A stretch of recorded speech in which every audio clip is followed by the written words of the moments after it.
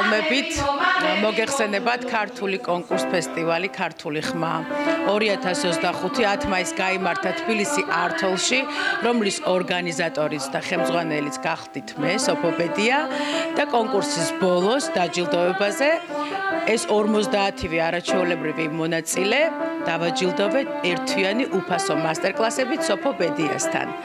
დღეს ჩვენი ბავშვები მოვიდნენ, დღეს 17 მაისია და ვიწყებთ მასტერკლასებს.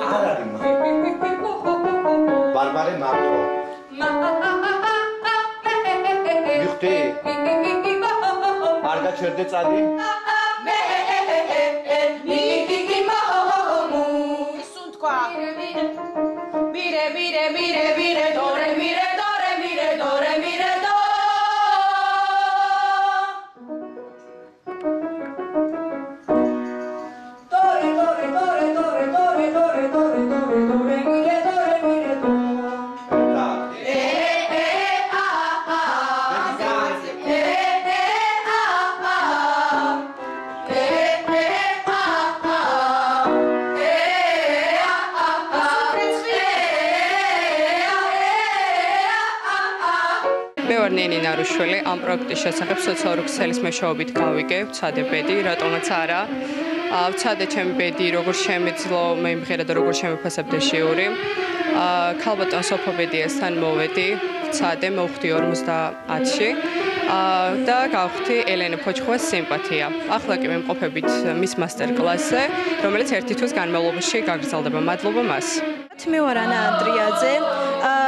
ქართული ხმის პროექტის შესახებ მე გავიგე Facebook გვერდიდან, სადაც გამოვცადე ჩემი ბედი და საბედნიეროდ 50 კონკურსანტიდან მოხვდი მეორე ადგილას და ეს იყო გასაოცარი ჩემთვის, რა თქმა უნდა, კადრებშიც დაფიქსირდა ეს ყველაფერი და ძალიან მადლობელი ვარ ამ ყველაფრისთვის და მადლობა ამ პროექტის ხელმძღვანელს სოფობედიას, რომ მომცა შანსი ჩემი ტალანტი გამომეხატებინა მაყურებლისთვის და რა თქმა უნდა თვითონ სოფობედიასთვის.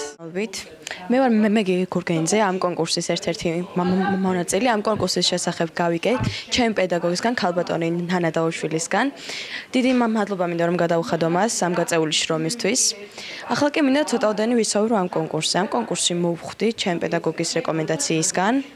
მოვედი კასტინგზე, ამორჩიეს 50 მონაწილეში და ძალიან დიდი კონკურენცია იყო და არ მოვედი ჩემპრის. მე დავისახვრე პირველი ადგილი ჩემს ასაკობრივ ჯგუფში, პატარა ასაკობრივ ჯგუფში.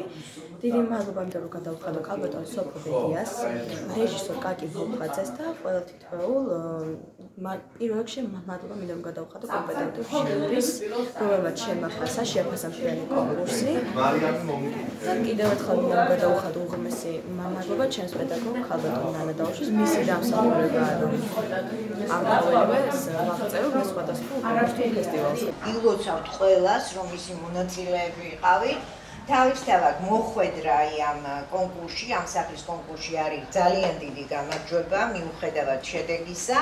და მე მჯერა რომ თქვენ ყველას გექნებათ წარმატებები მომავალში. ახლა რაც შეეხება ჩვენს მასტერკლასებს და ბგერასთან დაკავშირებულ პრობლემებს.